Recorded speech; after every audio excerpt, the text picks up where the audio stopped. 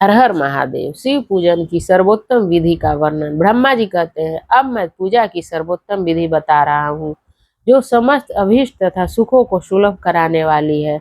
देवताओं तथा ऋषियों, तुम ध्यान देकर सुनो। उपासकों को चाहिए कि वह ब्रह्म मुहूर्त में शयन से उठकर जगदम्बा पार्वती सहित भगवान शिव का स्मरण करे तथा हाथ जोड़कर मस्तक झुकाकर भक्ति पूर्वक उनसे प्रार्थना करे, देवेश्वर उठिए उठिए, मेरे हृदय मंदिर में शयन करने वाले देवता उठिए, उमाकांत उठिए और ब्रह्मांड में सबका मंगल कीजिए। मैं धर्म को जानता हूँ किंतु मेरी उसमें प्रवृत्ति नहीं होती, मैं अधर्म को जानता हूँ परंतु मैं उससे दूर नहीं हो पाता। महादेव, आप मेरे हृदय में स्थिर होकर मुझे जैसी प्रेरणा देते हैं वैसा ही मैं कार्य करता हूँ। इस प्रकार भक्ति पूर्वक कहकर और गुरुदेव की चरण पादुकाओं का स्मरण करके शिव भक्त को शिव भक्त को मनुष्य तीर्थ आदि में प्रवाह के सम्मुख होकर स्नान करे। जो नहाने के पहले तेल लगाना चाहे उसे विहित एवं निषिद्ध दिनों का विचार करके ही तैलाभ्याम करना चाहिए। स्नान के पश्चात देवताओं, ऋषियों तथा पितरों को तृप्ति देने वाला स्नानांग तर्पण करना चाहिए। तदंतर गोबर आदि से लीप पोत कर स्वच्छ किए हुए शुद्ध स्थान में जाकर वहां सुंदर आसन की व्यवस्था करें। वह आसन विशुद्ध काष्ठ का बना हुआ, पूरा फैला हुआ तथा विचित्र होना चाहिए।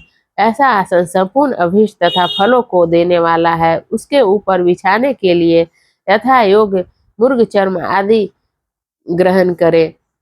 भस्म के अभाव में त्रिपुंड का साधन जल आदि बताया गया है। इस तरह त्रिपुंड करके मनुष्य रुद्राक्ष धारण करे और अपने नित्य कर्मों का संपादन करके फिर शिव की आराधना करे। तत्पश्चात 3 बार मंत्रोच्चारण पूर्वक आचमन करे। फिर वहां शिव की पूजा के लिए अन्न और जल लाकर रखे।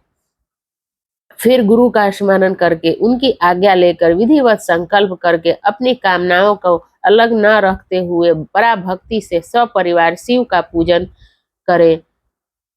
एक मुद्रा दिखाकर सिंदूर आदि उपचारों द्वारा सिद्धि बुद्धि सहित विघ्नहरि गणेश का पूजन करे। लक्ष्य और लाभ से युक्त गणेश जी का पूजन करके उनके नाम के आदि में प्रणव तथा अंत में नमः जोड़कर नाम के साथ चतुर्थी विभक्ति का प्रयोग करते हुए नमस्कार करें।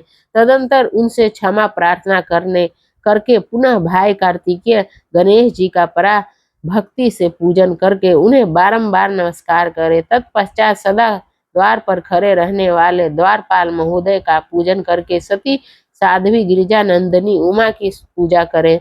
चंदन कुमकुम बेलपत्र तथा धूप दीप आदि अनेक उपचारों द्वारा नाना प्रकार के नैवेद्यों से शिव का पूजन करके नमस्कार करने के पश्चात साधक शिव जी के समीप जाए। यथा संभव अपने घर में मिट्टी, सोना, चांदी, धातु या अन्य पारे आदि की शिव प्रतिमा बनाए और उसे नमस्कार करके भक्ति परायण हो उसकी पूजा करे। उसकी पूजा हो जाने पर सभी देवता पूजित हो जाते हैं।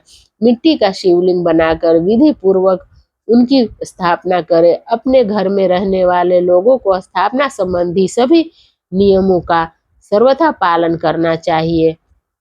घर में सदा मूल मंत्र का प्रयोग करके शिव की पूजा करनी चाहिए। वहां द्वारपालों के पूजन का सर्वथा नियम नहीं है। भगवान शिव के समीप ही अपने लिए आसन की व्यवस्था करे। उस समय उत्तराभिमुख बैठकर फिर आचमन करे। उसके बाद दोनों हाथ जोड़कर तब प्राणायाम करे। प्राणायाम काल में मनुष्यों को मूल मंत्र की 10 आवृत्तियां करनी चाहिए। हाथों से 5 मुद्राएं दिखाएं। यह पूजा का आवश्यक अंग है। इन मुद्राओं का दिखा करके ही मनुष्य पूजा विधि का अनुसरण करे।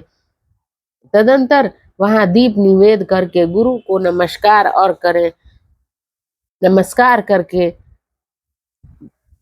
पद्मासन या भद्रासन बांध कर बैठे और पुनः पूजन का प्रयोग करें। फिर अर्धपात्र से उत्तम शिवलिंग का प्रक्षालन करें। मन को भगवान शिव से अन्यत्र न ले जाकर पूजा सामग्री को अपने पास रखकर निम्नांकित मंत्र समूहों से महादेव जी का आवाहन करें।